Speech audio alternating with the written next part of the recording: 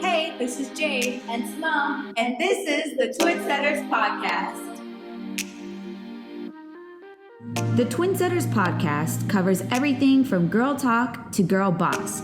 We use our life experiences and passions to inspire purpose in others. Hey y'all, welcome to this week's episode. We are starting a new segment called Beauty Faves. And essentially, we're going to talk to you guys about whatever favorite beauty item we have on at the moment as we're recording this podcast. This week, I'm wearing my absolute die-hard favorite everyday lipstick. It is the Anastasia Beverly Hills matte lipstick in the shade Spice. It gives me like a nude, rosy feel. It's super matte, so it almost looks like if you were to put a lip liner all over your lip, but soft enough where your lips don't feel dried out. It's awesome. It stays on all day, and it literally matches everything. I love when you can find like a good lippy that just goes with everything. And especially like for our skin tone, that's like kind of hard because you're looking for like nudes or looking for pinks, but like certain pinks don't look right and certain nudes are not our nude. So yeah, I love that you found that like go-to lipstick. I truthfully still do not have that. And I'm lipstick and curls and I still don't have like a go-to because yeah, it is. And honestly, I won't lie. I try out and use so many different lipsticks and lip products that it's probably my own fault that I haven't like buckled down and decided on one. But the skincare, no. But my beauty product that I want to talk about today that I'm like obsessed with is the Lord Jones Royal Oil. Okay. It is 1,000 milligrams of CBD, and it's an oil that you can mix with your moisturizer or just use it alone. And y'all, it is so good. I have been in a very like oil obsessed like phase lately with skincare and just like body care in general. Like I started getting into this mode of using body oils a lot. Like little secret, y'all, I used to be so bad about putting moisturizer, lotion, oil, or anything on my body. Okay. I'd be walking around here with ashy knees and ashy elbows all the time, like as a grown up. Like it was a problem. It was a serious problem. But you got Sarai slathered in shea butter every time she gets out of the bath. She smells like it's a great shea butter too. It's from Ghana. It's called Kaime, the bomb. But Jade may not moisturize herself, but she moisturizes that baby. That baby is always in shea butter. Listen. Sarai is going to have the best hair, the best skin that I can give her. Shea butter baby. She's literally a shea butter baby, okay? She's literally always moisturized. And I really started getting into the practice of moisturizing my actual body when I got pregnant. So you know how you're supposed to start putting like moisturizing oil and stuff on your stretch marks and your belly and all that. Like that's when I actually started doing it and actually taking the time to bring it into my regimen because I was always so focused on my hair and my makeup and my face skincare, but really not the rest of my body, which I don't know why. I just like how I was. But now we stay moisturized and oiled up over here. And the Royal Oil from Lord Jones is definitely my fave right now.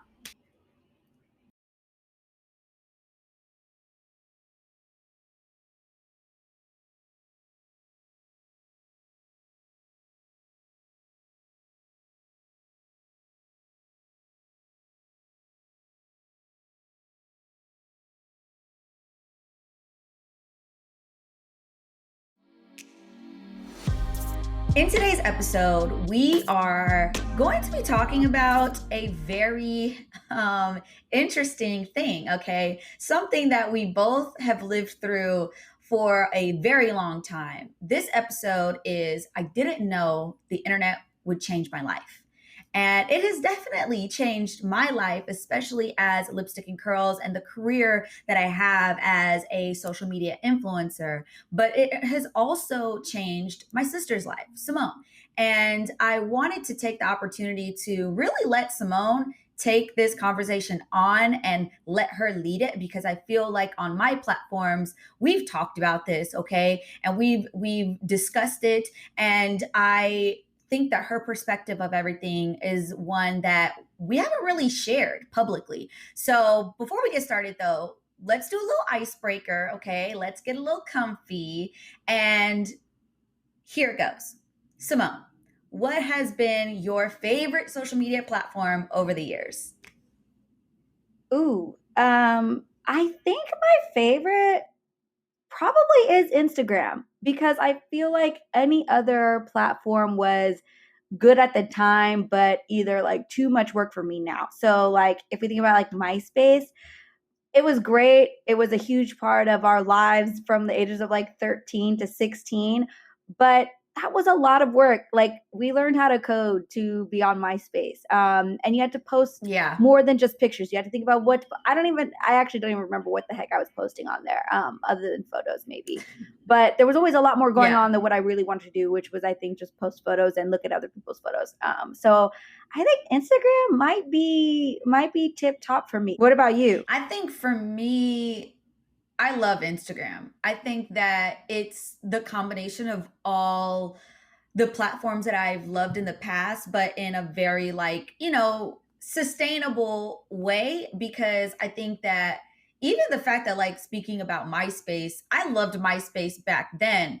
I loved making our little graphic photos we used to do with like the text and the font and stuff. Yeah. Didn't know what we were doing. Okay. This is when we're like 13, 14 years old and playing with layouts and HTML. Like that's when we first got introduced to all this. And it's funny because when I think back to it, I really loved that stuff. Like I really was like kind of nerdy about it, but there was nothing in our lives that actually like helped me develop those interests. Like I just did it MySpace layouts and played with graphics and got into like different people's websites and just in general, but never thought like, oh, maybe you should take a class or maybe you should major in this when you go to college. Like none of those things were in my mind, yet I had like this really like attraction to it. So I would say if I was to give a name to my favorite social platform in history, it would definitely be Instagram. But I have to give kudos to MySpace because MySpace is where it really all started. No, it didn't. It didn't. It started before MySpace, but we are going to get into that today. Before MySpace. But I think MySpace was where shit blew up. That's where it got really, really real.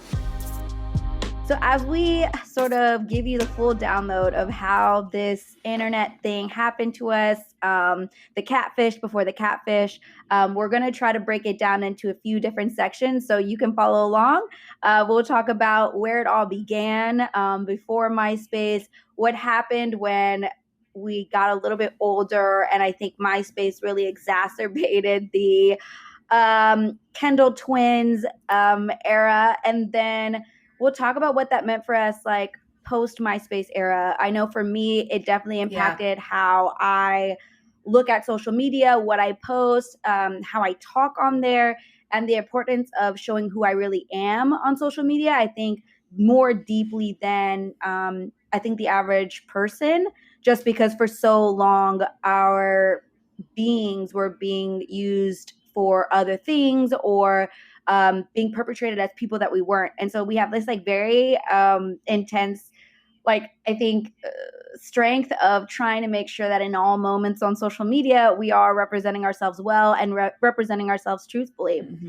So we'll tell you all the good, bad, and the ugly. I'm a little scared, not gonna lie. I have never talked about this on any sort of like public forum, but I mean it's not crazy to us, but it definitely, I think anytime I mention it to somebody else, it is. So I'm just bracing myself for maybe things to come out that I haven't thought about in like 5 to 10 years. But here we go. It is what it is though. Like that's why we have started this podcast. It's because like we want to be honest and we want to be authentic, and it's kind of crazy how such a really upsetting situation of cyberbullying that we witnessed and we went through for years and years and years has pushed us into becoming these people where we are so true and authentic to who we are, yet at the same time so focused on making sure that everything we do is a good representation of who we are as people and our families and the people that we represent, period. So I think that through this conversation, we're really going to be able to highlight, and you all will see, even for me, I know a lot of my audience, we homegirls, okay? Like y'all know me and you don't really know Simone that much. And part of the reason that is the way it is because of this story right here. So we're excited to just open up and let's I think I might be a little less excited than Jade, but you know, we'll survive. We'll make it. Let's get it. Like I said before, Simone is really going to speak from her perspective a lot. I've done multiple videos and posts about the Kendall Twins era and things like that. But I want Simone to be able to take charge of this narrative because clearly, you know, she's really never had that opportunity. So let's get it, Simone. Tell us the story. Tell us from the beginning to some of the things in the middle. Yeah. Let them know the real, okay? Yeah. We gotta be real. Yeah. So like I said, it's been a long time since I've thought about all the intricacies of this, but if I like put myself back in like my 12-year-old body, it was like such a day in, day out, like horrifying, yet like oddly, it was a weird place to always be because on one hand, it was publicly like, you know, kind of cool for people to know who you were and to know that people thought they knew you. And then when they meet you, they have this like weird, like, I'm shocked, dismayed, but then I love you and I want to, you know, be your friend because I already thought we were friends. And that was all, you know, fine and dandy and really interesting experience to live through. But on the back end of it, we were literally like terrified of, you know, information coming out or like just not being able to control who we were online. And it was scary and no one understood what we were going through. We didn't even tell our parents. For a long time, it was a long we did not time. tell our parents. We did not tell our parents. Yeah. Probably, honestly, like literal years. And so, if I were, like I said, to bring myself back into my 12-year-old body, I just always didn't know what to do. And it felt like anytime I got that random email, my whole world was going to fall apart. And like thinking back now on like what it actually was like pure like intimidation. It wasn't anything that could actually change your life. But when you're 12 and you're feeling pressure from 13, 14, like literally, we were dealing with pretty serious feelings and things at such a young age with zero guidance. Like we had no guidance because we did not tell not one adult. And even arguably, even if the adults knew, they wouldn't have known what to do. All they would tell us to do was get off social media. And we weren't going to do that. That was never going to happen. at the peak of Black Planet and what was it? Oh my gosh. What was the other one? Friendster and Bebo. Yeah. So like I think Bebo or what one other one might have been like the first time we found an actual like fake profile. So if we're going to go all the way back, I specifically remember this moment. I don't know why, because I don't have a good memory and I don't remember a lot during that period, but I do remember when we had just moved to Texas from Germany, and our cousin Shakita was at our house, and we were all like on the computer playing around. And I think, you know, Shakita and us, we hadn't really gotten a chance to hang out often as kids because we were always living overseas. Let me give y'all backstory real quick. So we are military kids.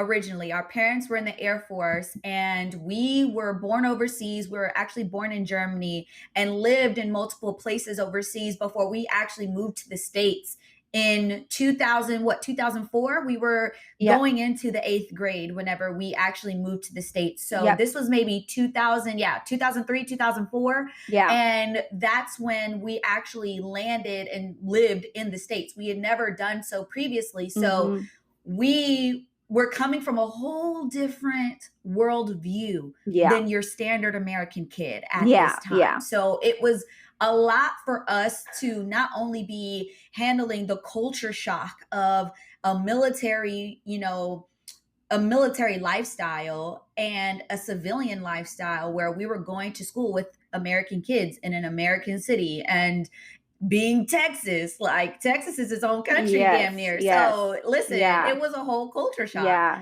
But yeah, so to Simone's point, we were hanging out with our cousin Shakita, who was our same age, and she started showing us these things on the internet. Yeah. So apparently, Shakita lived outside of Austin in a place called Copperas Cove, and she had been on social media like us. We were the same age. But she had a few friends mention to her how they were talking to these girls online. And she was like, and it was y'all. And then she pulls up the profiles, and lo and behold, there's, I think, photos of Jade. And often, like, these profiles would be of one person, but would have photos of Jade and I, which was always like weird. So it was always a weird like mesh of one person. Are there two people? Because then when you see a photo of the two people, like, how do you explain that? Like, there's a whole thing. Right. So that was the first time. And then honestly, after that, we just found the profiles everywhere. I mean, anytime we were on a new social media network, there were platforms we weren't even on that our photos were on. And it was really interesting because they would have full-fledged lives on these platforms. They would create fake accounts. They would make to be friends with the fake accounts. All of our friends, our family members. My gosh. Like literally and this is going into probably 2006, 2007. We're in high school at this point, and we're on MySpace. So MySpace was really our platform that we like started to, really come up in. And so we would search our names, and there would just be all these platforms. And not only were they platforms of ourselves, but they were platforms of our family members and our friends. The biggest thing that we were trying to protect at the end of the day was our likeness, right? And so the hot commodity that we had were our photos. So as we're talking about the cyberbullying and people in our emails and in our accounts and our social media accounts and things like that, it was all in an effort to steal our photos so that they could continue on with their stories and the relationships, literally the relationships that they were having with people online. Y'all remember, we're talking about 2004, 2005, 06, 07, like back when even video was not content that you could create easily. Like you had to have a camera to take video and then post it. So back in those days, there wasn't as easy access for us to just post a video saying, this is my account, this is not my account, all those things. So we went through all the, posting our photos with our MySpace number, literally the account number in the photo. So needless to say, we were teenagers dealing with people literally trying to steal our likeness before we even understood ourselves, to be quite honest. Like we're literally teenagers and we're trying to figure out life like a normal set of twins who are in high school and college and all of that, at the same time trying to manage this very, very weird because Catfish wasn't a thing. Like no one knew what this was. So it was a very uncharted, confusing territory and scary, to be quite frank. So when we're having these people access our accounts on all these different ways, it wasn't just them stealing our photos at a certain point. it went from just them trying to get photos to them stealing our personal information. And all of that was really because this was at the point where we were starting to apply for college and getting all of our apartment stuff together and getting loan information and student financial aid, and all of those things were often sent back and forth through email. So as we were going through this process, we didn't realize that while these mysterious people had access to our email accounts and our social media accounts, they then got access to other information, like Jade mentioned, social security numbers and addresses that were extremely, extremely sensitive pieces of information that could have led them to have access to a ton of other things. And they did. They succeeded. So let's hop into the college years. We're thinking, finally, we're out of high school. All this cyberbullying stuff is going to end. The Kendall Twins era is over. We're done. We're good. Okay. It ain't even the first week of college where Simone and I don't know if you remember this, Simone, but we went to our first party. We went to our first party on campus back at University of North Texas in the old Union building, okay, the old student union. And they were having a party, and I think it was the Sigmas. And we walk up and we're waiting in line to get in, and this guy stops us. So to sort of get the sort of energy of what this guy was on more clear, it's essentially like you telling a friend you're moving to their city, and the months leading up to you moving to their city, you guys are talking, you're getting excited about the move, and then you bump into each other in that city. And he's like, why didn't you tell me you were here? Why haven't you been texting me like the moment you got here? But little did he know, he was never talking to us to begin with. And we're like, sir, we don't even know you. We don't know you.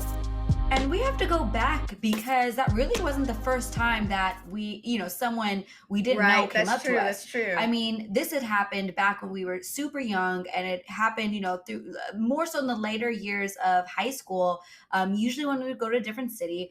But we assumed that, over the years, as we've grown up, the hackers and the cyber bullies, whatever you want to call them, they must have been growing up too. And we just assumed that they would have chilled on all of the catfish stuff because it had just been so long. And, we would have assumed that they were maturing. But what that moment made us realize was, like it was still rampant and people were still having, relationships with people. And it definitely didn't subside much until really maybe the end of college-ish. I mean, those first few years, it was a little bit of a lot. And then, going Greek added a whole other layer to it. So we are in college, we have this experience, and we're like, well, damn, I guess this ain't over. I guess we're still dealing with this. It's still happening. So at that point, it was like another situation not too long after that when we first got to college, our freshman year. And I remember we went to a party and another party because, we was out here like that back in those days, okay? We need to have a whole episode just talking about like college years and like the everything about it, because it was everything. But so we went to this party, and everybody in that time, and I'm sure still today, I wouldn't know because I'm a grandma now, you go to Whataburger after you go out. So Whataburger is a fast food hamburger spot where it's open 24 hours. And so, about 4 a.m., everybody's going to Whataburger. So we go there and I see this guy like staring me down across like the dining room. And I'm just like, oh my gosh, I know that look. That's the look that guys have when they know you and they trying to like, be like, don't you see me over here? But why you acting like you don't know me sort of look? It's a Yes. And be mad. And be so mad about it. we walk outside and this dude comes up to me and he's like pissed. He's like, why aren't you answering your phone? And I'm like, sir, what? And he's like, I've been texting you all night. Like, aren't I staying with you tonight? And I was like, what? And he was like, I've literally, like, what are you talking about? Like, stop acting like you don't know what I'm trying to say. Like, I've been texting you. You haven't been answering my calls. Like, I'm staying with you tonight, right? And I was like, I don't know who you are. But at this point, let's quick backstory. Okay, y'all remember we've been dealing with this. So by now we've had enough situations where pulling my ID out and telling people my phone number is common practice because people will be texting and calling and on the phone. I forgot. We used to do that a lot. Yes. That was like the go-to. It was like validating the phone number you were texting or validating Yes. the actual Yes. ID card.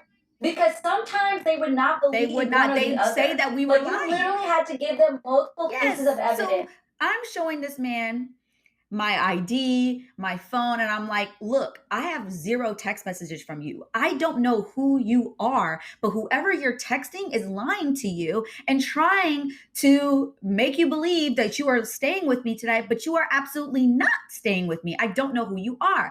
And so that it ended up, he was texting back and forth, still trying to figure out the situation. I ended up just like walking away with my friends because I was like, I'm not. I showed you my ID. I showed you my phone number. It's over. I'm done. I'm done with this. You deal with whatever craziness you got going on over there. But y'all, like, that was a very normal, regular thing that happened to us years and years and years through college. And even we got hit with that last year when we went to the Roots picnic.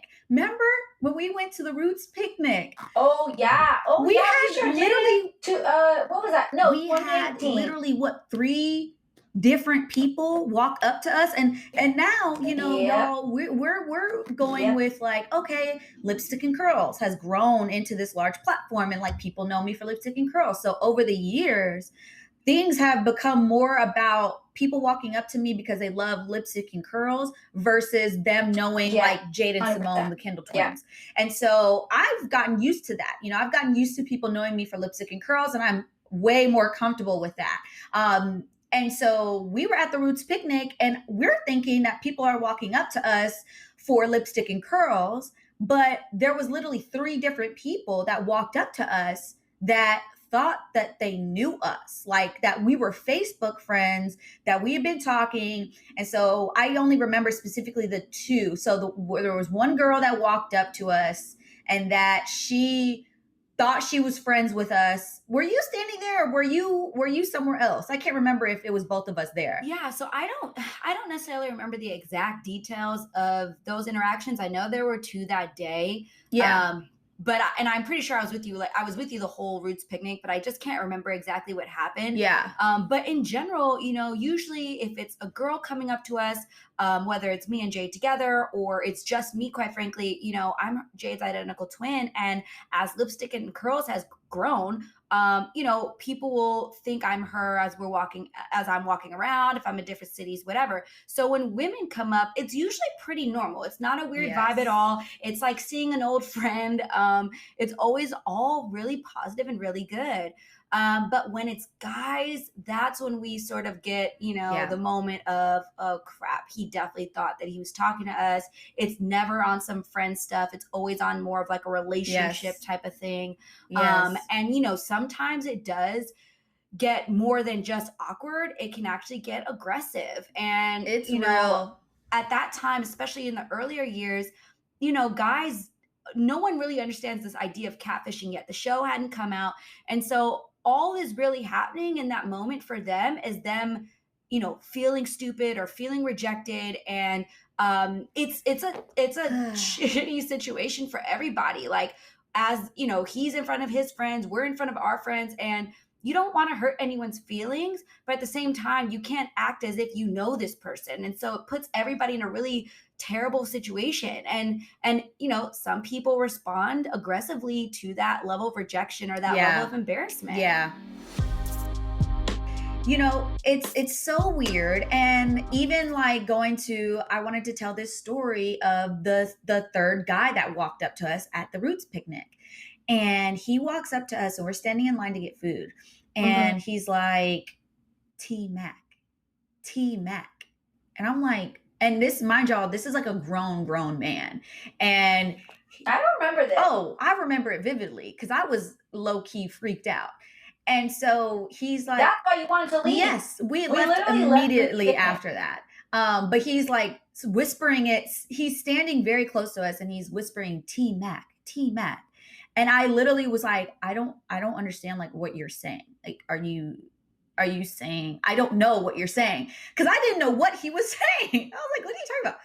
And so he's like, he literally puts his hand out and his hand is shaking, y'all. Like, it's literally like shaking. And I was like, I'm sorry, I'm not understanding. Like, and he's like, isn't this your Instagram?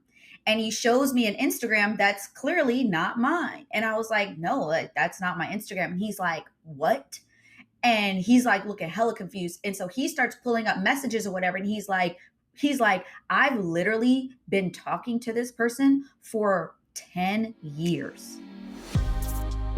And that was the biggest thing that would always make me feel just terrible, is that these people have literally had full-fledged relationships with these women that they think they're talking to. And that person just like comes into their lives and is embedded in the most intense moments, talking to them through other things going on with their families, like literally dating them over, like, let's call it like long distance, I guess. And so then to like, I mean, have your heart crushed in a moment, and it's like it's the intense betrayal. Obviously, that's why they create a whole show with it, because psychologically it like fucks with you. It is a really wild situation. And I think that also too, it's like, when has there ever been another time where like stuff like this happened? I mean, if you think about it, you could be quote unquote like back in the old days, like pen paling people and not really knowing that you're writing like the person that you think you're writing. But still, I feel like it's like this. But you have to have an address. Like, to even start the conversation. It's not like you find them through a pen, like it's, and I don't think it's as vivid because you have text messaging, like people were talking on the phone. And then the girls or the guys, whoever was behind these accounts, would essentially say something and then back it up with like a photo they found, or like corroborate their stories with like saying, oh, I'm going here, going there, because they saw a post from us earlier that day, earlier that week, saying we were doing that thing. And that brings it back to like, how much should you really show on social media? How detailed do you need to be about what you're doing day in and day out? And quite frankly, I think, it kind of gets to why I personally decided not to really be like a person, quote unquote, on social media for a while. I wasn't posting like, what I was doing in the moment. I wasn't saying where I was going to go. Damn near 5 years, I didn't even have a personal account. I literally changed my account to my business account, and I hid behind that thing for 5 years. Let's talk about the hiding. Let's talk about the not so, let's just call it what it is. It was a crazy ass situation, and one that I think that more and more young people will continue to deal with as social media becomes more and more embedded in our lives. So let's talk about the photos, Simone. I don't know if you want to start it off with your experience with it, my experience, like, where do you want to go? I mean, if our parents are listening, I feel bad because, sorry, Mom, sorry, Dad. It is what it is. Y'all. But but the things were not, the photos were not anything that, like, quite frankly, people aren't even, people are posting those types of photos online on their own damn accounts. Okay. But back then we were obviously younger and didn't want those photos out. So basically I had a long-term boyfriend, Travis, who many of y'all know of seen our trials and tribulations over the years. But basically I sent him photos of myself with a little, lingerie or whatever. And obviously I don't want those to get out. And I didn't send them to him thinking that anybody else would get access to them. But this was a time where we were long distance, we were in college, and it was the first like freshman year of college. And, like I mentioned earlier, that email hacking, the iCloud hacking, before we all really knew how we could really keep our stuff safe or lack thereof, someone hacked into my email and got the photos through my iCloud iPhoto account. And quite frankly, till this day, I don't save shit. Okay. I don't save nothing on iPhoto, iCloud, nothing that I don't want leaked, because I am traumatized. And quite frankly, like, I think it's also kind of why I live my life in a more buttoned up way, even when no one's looking, because I just never want to do anything that I would be ashamed of or embarrassed of if it were to come to light. So you hear me saying all day, every day, I'm the same person in this room that I am in any other room.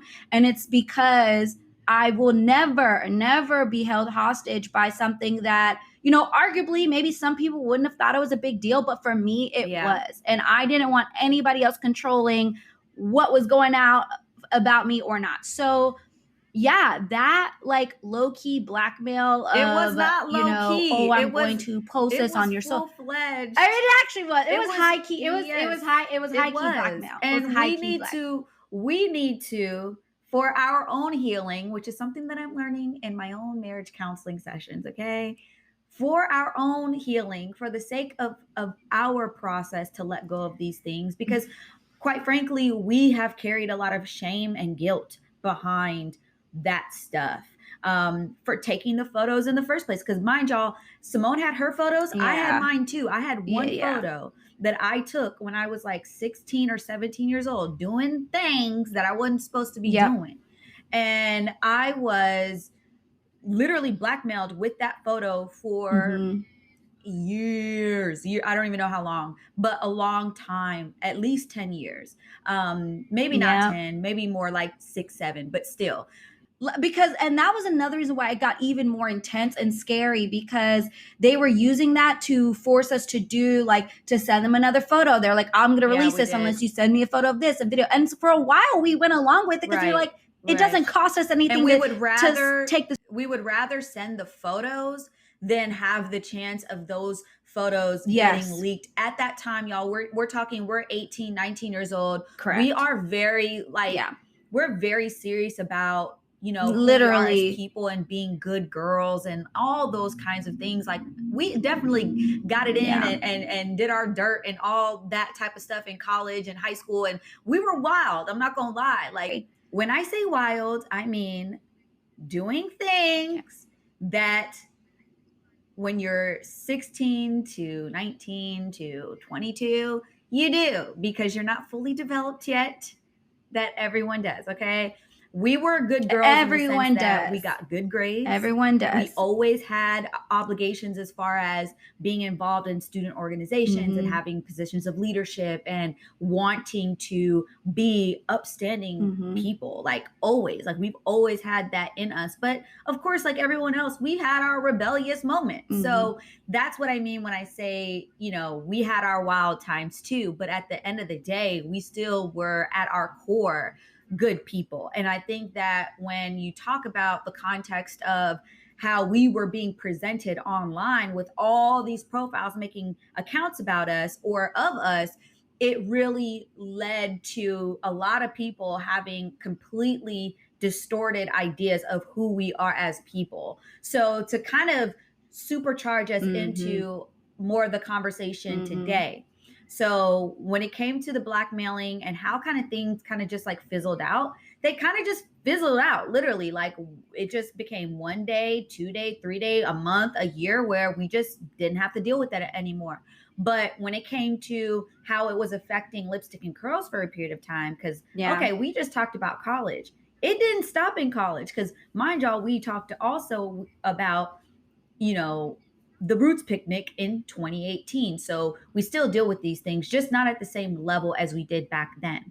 But one thing I wanted to highlight as well is that things kind of got serious for me again when I really started pushing lipstick and curls in about 2013, 2014, when I started actually working with brands and posting sponsored content, because that was a layer of this whole cyberbullying Kendall Twins era that was also touched by. And so I remember when I first started doing my Curls Over Brunch tour. Shout out to anybody who came to a Curls Over Brunch tour event. Y'all, it was lit, okay? It was back before. We had to bring that back. We talked about bringing that Yeah. back. I think it's so, Now, well, I mean, yeah, who knows with yeah, coronavirus, yeah. who knows? We should do some sort of like virtual Yeah. Curls Over Brunch something, because it was, I think why it did so well is because people like, it was like meeting a group of girlfriends in every Yeah. city, and it was always Yeah, good it vibes. was. And we don't really have a lot of space to Yeah. do that. Now it's a little bit more like, be an entrepreneur. I'll teach you how to, Right, you know, market. right. I'll teach you how to Well, this, blah, blah, blah. And I think, How to be a and boss. I think But like, sometimes those events are great, but also other times we're just looking for sisterhood and like fellowship. Yeah. And I think a lot of events, which is a whole nother conversation for another day, okay? A lot of events now geared towards women is all about being your own boss, all about like doing your side hustle. And I don't think I don't think we need to connect our value as people to a job or how much money we make all the time, because I think that's like very heavily promoted right now, is like being your own boss, having a side hustle, like you should be working, you know, your 9 to 5 and your 5 to 9. Like there's a lot of pressure. And I think one thing that COVID has shown us is that like we cannot put all of our value or all of our eggs in one basket. We cannot put all of our value in what we do. We have to put value in also who we are. So with that being said, I want to talk a little bit about, you know, so let me go back into my story about working with brands. So going back into the whole working with brands when I first started out with Curls Over Brunch and doing like major campaigns, I was still dealing with people hacking my accounts. I had an Instagram. I was probably around maybe 60K or so on Instagram back in like 2014 or so. And I was getting, my account was literally getting pulled down or taken down multiple times, to the point where it was like someone was taking over my account. So they would lock me out and start posting as me on that account. Then it was, you know, completely suspending the account and deleting it, to getting the account, deleting every single post, and then relinquishing the account back to me. Because think about it, y'all, they would want to make my real account look as fake as possible. So what they would do would be, even if they got into my account and gave it back to me, they would delete all of my past posts so that their photos and their posts looked like the originals, because the originals had been deleted. So listen, it was, and just think about that, y'all. That is literally like the level of conspiracy that was going on by the time we got to the point where Jade had lipstick and curls. This shit was like every year getting more and more sophisticated of how they were thinking about how to manipulate our photos, our videos, our accounts to validate what they were doing, or to validate the relationships that they were building, trying to be us. And so I think that's why, like, you know, we talked a lot about the guys and the girls who thought they knew us or whatever, and like how crazy that was. But like, I can't blame them. Like, can you blame them? We all have those girls or people on social media that we like, you know, you always talk about like your Instagram best friend, the girl you talk to, whatever. And now it's like much more lighthearted, but there are people out there, and you're not wrong if you do this, where you do form relationships and have real friendships with people online. And maybe you haven't met them yet, but you've heard their voice, quote unquote. You've heard these things. And so now, you know, if you're doing that today, it's okay if you do try to do a FaceTime or like a Google Meet or a Zoom call just to make sure. But like, I just don't want anyone to leave this podcast or this story thinking that you're dumb or you're not using your senses. By if you were somebody who had a relationship with somebody who turned out to not be that photo or whatever, Because You're it's not not. your It is. fault. It's was human not nature. it was not your No. fault at It was something all. no one had ever known was Yeah, a thing no. until it happened. And Yeah. then you're like, well, shit. Yeah. You had no Literally. idea. You had no idea. Like, what? Like, yeah. Yeah. You had no way to guard yourself from that. Right. And so I just want people, like, y'all are not dumb for going through that. If that was you, if girls or guys, if you were the one being catfish, like if you were in Jade or I's situation, because it did happen to a lot of other people. It wasn't just us. There were tons of people. I guarantee and I hope that us talking about our story from both sides encourages more people to do that, because I think, in the land of TikTok, the land of Instagram, like, social media is not going anywhere. Right. We have to protect ourselves, and we have to make sure that we're protecting our heart too, not even your photos, but the person. If you're talking to somebody, protect yourself. Right. Ask them questions, real questions. If you're creating a real relationship, or you want a real relationship that could be offline, just be cautious about what you share online and how much you share. I know, right now we're not really traveling and doing a lot outside of our homes, but think about this. I'm always very, very cautious about when and how I post where I'm at. So, being aware of location, things that will make it very, very obvious of where you are in real time. You just never want to be in a position where there is something more sinister going on and you have somebody show up at your house or show up at the hotel that you're sitting at or come to the restaurant that you're eating at because you posted right before you sat down. And again, I'm not somebody who doesn't share because I'm afraid. Y'all see me, I've been posting online for a long time. And for me, I've taken on that element of fear, and I've really charged at it with building Lipstick and Curls, because if I wanted to let this thing break me down, I would have never started Lipstick and Curls to what you all see today in 2010, because remember, we started dealing with this stuff in 2003, 2004. So I went into building the platform knowing that there was the likelihood of it being compromised, it being torn down, like all these things, all these fears, on top of just the regular fear of like starting something new. But I pushed through that because part of me was very, very, very focused on showing people who I really was as a person. And at the end of the day, like, Simone and I are very authentic to who we are. So it's just kind of crazy that something like the Kendall Twins Era and the cyberbullying and the catfishing and all that stuff happened to us, because we're probably two of the most authentic people you will ever meet. We might have been built that way because of what happened to us. True. We had this very extreme situation happen to us, for X amount of years while we were growing up, while we were developing our personalities, while we were developing who we were going to be as women. And so I think we shouldn't underestimate like why we are the way we are. That's true. And, quite frankly, if the biggest thing is like, do we regret being involved in that? Do we regret, like, do we wish it wouldn't have happened, of being like in this space? And for me, I don't have a whole career based on social media. Obviously it's helped me in different ways, but you guys know I had a more traditional career path. And so I think more so for me than Jade, because Jade, obviously it helped her gain viewership and exposure. For me, it wasn't like a direct impact, but I think the direct impact for me was creating the person that I am, having that authenticity wherever I go, and like not being afraid of it, not being nervous about it, not being scared, because like I know who I am. But we both had to really search for that when people are coming up to you, and like I could imagine that if you weren't as sure of yourself, or if you're younger, you're naive, and you had girlfriends who were like, "Ooh, talk to him, he's cute," like still do it. Still, I think we were just very blessed in the situation that we were in, where the people we did tell weren't pushing us to like feed into the quote unquote celebrity of it all. And I think that also helped sort of say, look, like, this is not your real life.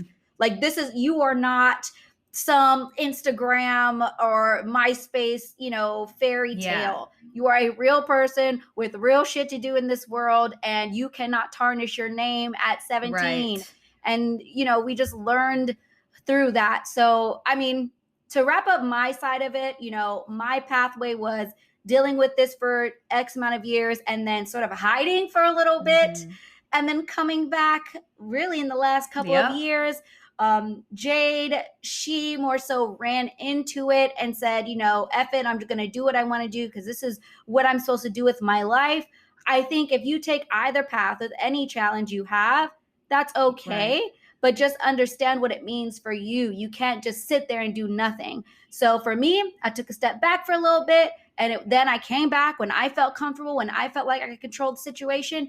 And Jade pushed through. And so you've got to decide for yourself, which one are you? And that's the beautiful aspect of being twins and why we started this podcast, the Twinsetters podcast, because we recognize that as individuals, we are trendsetters. Like we have always just been like that Daddy person, said, the natural leader in our friend groups.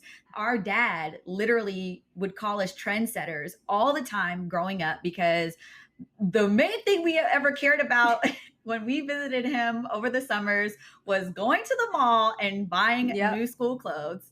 And he always said, okay, y'all, you know, y'all are trendsetters. Y'all are trendsetters. So that's where the name of our podcast even came. We are Twinsetters. We are two twin sisters that have lived life together and chosen such different paths, but we are able to look at our lives in unison with multiple different perspectives, but also understanding each other at such a innate and natural level that it allows us to have really, really interesting life experiences and ways to look back on things and have opinions about things that maybe are different now versus when things happened in the past, or allowing each other to just give the other insight. And sometimes that insight is not favorable. Like sometimes it's hard to listen to. Sometimes I want to tell Simone, stop trying to tell me about myself because I don't need you to do that, but I need her to do that, and vice versa. Yep, absolutely. So yeah, you guys, that is the story. That is how we came to be. So anytime you ask either one of us, well, how did you get started? How did you go this? Thank the MySpace people. Thank those hackers. And quite frankly, hackers, cyber attackers, you know, I know y'all are all probably in your 20s and 30s now. You're grown. If you see this video, no ill will. Like, I hope that you've been able to close that chapter just as we have. I hope that you have really healthy and happy relationships in your lives, because we have that too. We've been able to take that situation for all those years and turn it into something positive in both of our ways. We truly pray and hope that you've been able to do the same. And even the ones that didn't do that to us, if you ever did that when you were younger, or if you're doing it right now, you are enough. You don't need to act like somebody else. You as a human are enough, and we love you, and we don't even know you. So please take all of this with that as the end be all, is love and appreciation for each other. So we're finishing off this episode with a little me time, okay? So each episode we're going to be sharing how we are going to find that me moment today in our both crazy households. Simone, how are you going to be finding me time today? Well, I'm lucky today because Kaya is with her father for the rest of the week. So me time is going to be on 10 because I get to actually enjoy a night by myself. It's the best. I mean, it's the best. I love having Kaya, don't get me wrong. But chasing around a almost 3-year-old all the time, it's exhausting and hard to focus on anything else. So me time tonight is going to be putting on second season of Hannah and drinking rosé and just chilling out, knowing that I got all my work accomplished. We got this podcast done today. Everything I had to do to rush around was done. So yeah, I'm ready to have some binge watching and rosé time. I love it. I'm also going to be with rosé in hand later on today. I still have to go get Sarai, pick her up from her Gigi's house, her grandmother's house, because that's where she's at currently. And so I won't necessarily have any kid free time later, but definitely after she goes to bed, me and Mark will plan to just kick it and hang out and get some adult time in, because that is still very slim in the grand scheme of things of our schedule. So yeah, I don't necessarily have any me time planned for today, but I definitely have some me and Mark time planned for and today. that's always a great second to your me time, especially as a mom. You need that adult time. You need to be able to like talk things through when it's not crazy and not like you trying to run around Sarai. So I think that still counts. Yeah, it definitely counts. That's all I'm getting. So it needs to count. It just has to. It is what it is. I need to schedule out true me time still, but you know, it is what it is. This is the mode that we're in. So listen, we trying to get it together. But yeah, thanks y'all for tuning into this week's Twinsetters podcast episode. We hope to see you next week. Don't forget to leave us some messages, some comments on Instagram, leave us a voicemail on Anchor, wherever you are listening. Definitely like us, follow us, and we will see you in our next episode. Bye.